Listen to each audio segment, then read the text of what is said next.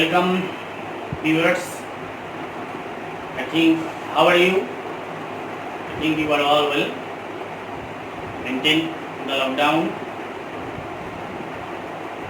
and prepare, take good preparation for the next year. And you need to follow the classes regularly so that your preparation becomes good.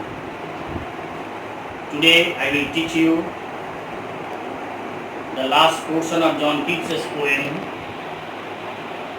The Poetry of Art. It's a sonnet.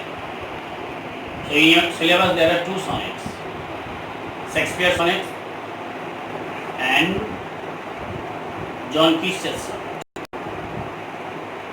There is a comparison between two types of sonnet.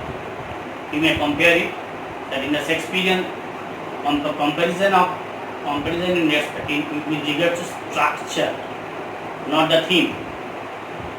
In a Shakespearean sonnet, there are 14 lines, and Petrarchan sonnet also consists of 14 lines. But the fundamental difference is that Shakespearean sonnet is divided into 3 quatrain and a couplet, 4, 4, 4, 2. But the Petrarchan sonnet is divided into 2 sections. The first 8 lines is followed by the last 6 lines, concluding 6 lines. And the first 8 lines is called octave and the last 6 lines is called sestet. This is the difference between the Shakespearean sonnet and the Petrarchan sonnet. It is a structural difference. And you must remember this thing very carefully, because you have read 2 sonnets in class 12. Now come to the previous class, I am talking about the role of the grasshopper in carrying the song of summer, because the other birds and beings are exhausted, totally tired out because of the scorching heat of the sun. And when the song was appeared to be stopped, when the song appeared to be song of the season appeared to be stopped, it was the grasshopper who took the lead and took a shelter under some pleasant trees and began to carry the song of nature. This brings out the unstoppable process of the song of the cycle of season, a song of the music of nature. Now come to the one thing you need to remember in this connection, that John Keats has chosen 2 types of seasons. One is summer and the other is winter. 2 seasons are extreme seasons. Other seasons are actually the offshoot of this. So in these 2 extreme seasons, the poet tries to show that poetry or the music of art will survive despite the scorching heat or the unbearable cold weather. The music of art will continue. It is indomitable, unstoppable, unputdownable.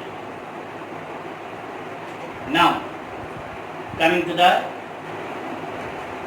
last section of the concluding part of the sonnet. The poetry of art is ceasing never. The intriguing aspect of the line is that this is actually the repetition of the first line in the octave. That is, the poetry of art is never dead and the poetry of art is ceasing never. The meaning is the same. That means the poet sticks to the idea of the immortality of his works, despite excoriate criticism coming from different corners against the poetry of John Keats. devote his life, he was actually transfixed with criticism. But he firmly believed not only that the lovelessness of Fanny Brown, consumption keep pushed kids to the date of death, to the threshold of death. It is also the adverse criticisms at the time contribute or adds to the gradual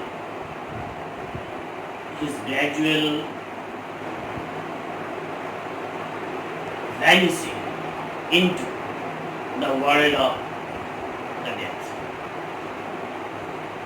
This is very important. That's why in the second section also, the first line reaffirms his faith in the immortality of his poem. On a lone winter evening, this phrase may remind us of T.S. Eliot's poem Prelude, Winter Comes. He also depicts a very different picture. It is absolutely antiromantic. But there is a picture of lone winter evening in T.S. Eliot's poem Prelude. On a lone winter evening, when the frost means snow. When the frost has wrought means paused, a silence.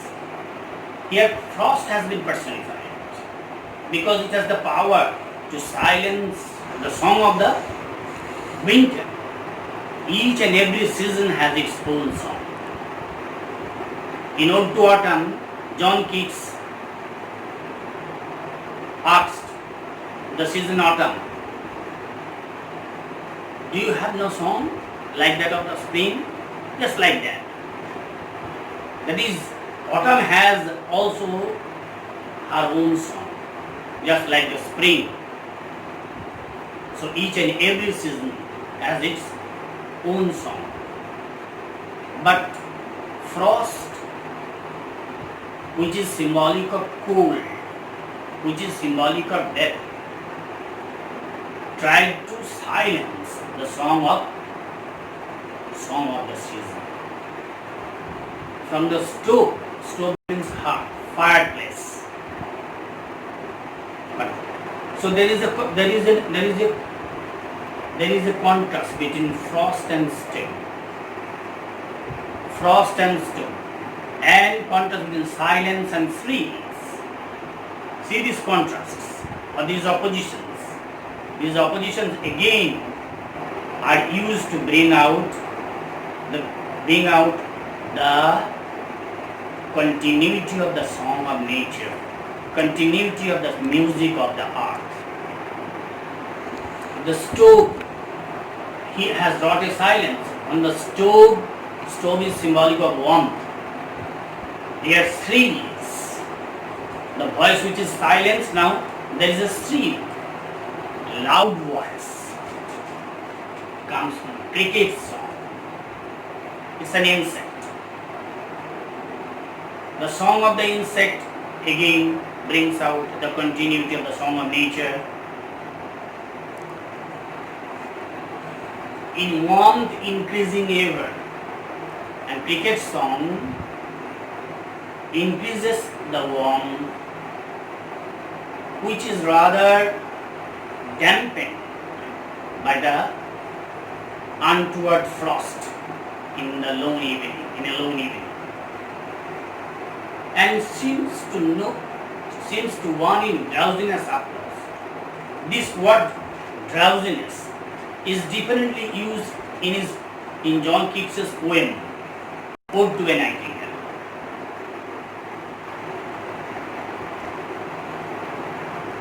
Oh, for a draught of vintage and a drowsy numbness pains and blah blah blah. Such a. After drinking an old wine, there is a kind of drowsiness in the mind or in the mind and speech of the poet. But here, and it seems to mean drowsiness, half lost, drowsiness because of frost. So one was dozing. It seems that the song of the cricket appeared that it was the grasshopper among the grassy hills. The man who is dozing failed to distinguish between the song of the grasshopper and the song of the cricket. He believed that it is actually the song of the summer, which is song of the grasshopper, continued forever. So this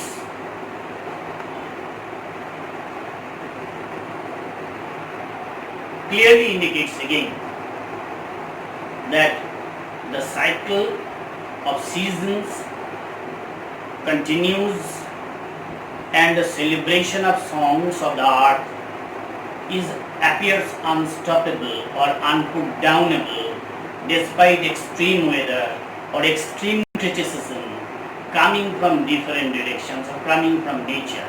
Even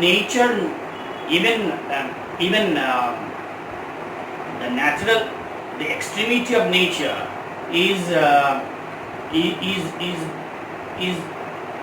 unable to stop the songs of the earth, music of the earth. So throughout the poem, the poet expresses or the poet declares that the song of the poetry of art or the music of the art continues unabated despite it is hot summer or it is extreme cold. The grasshopper carries the music to the warmth of summer, while the cricket warms the winter frost with its own music. So both coalesce because the function of the grasshopper and the cricket is the same, that is to continue the music of earth.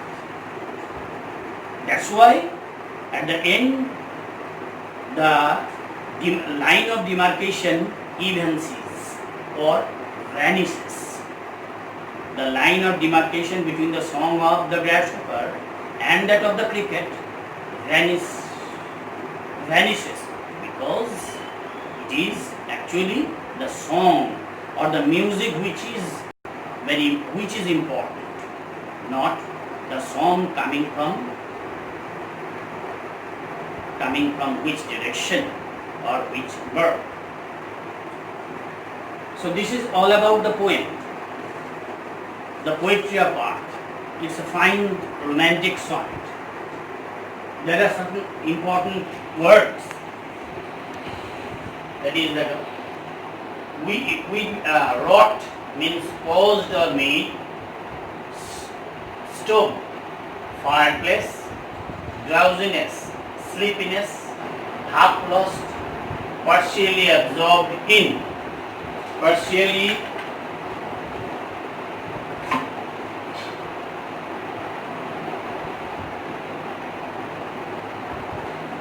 absorbed in. So this is the poem. At the end of the poem there are some questions. Questions will be discussed later. There are some multiple choice types questions or single questions option multiple choice type questions and questions which can be answered in a line, single line, but these will be discussed later. This is for the day, and I think you have already understood the complete poem, and if an idea grows.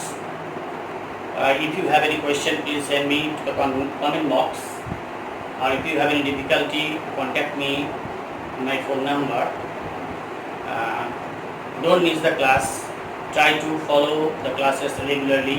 It will definitely give you benefit, and it is for your classes are taken only for yourself, only for the benefit of your.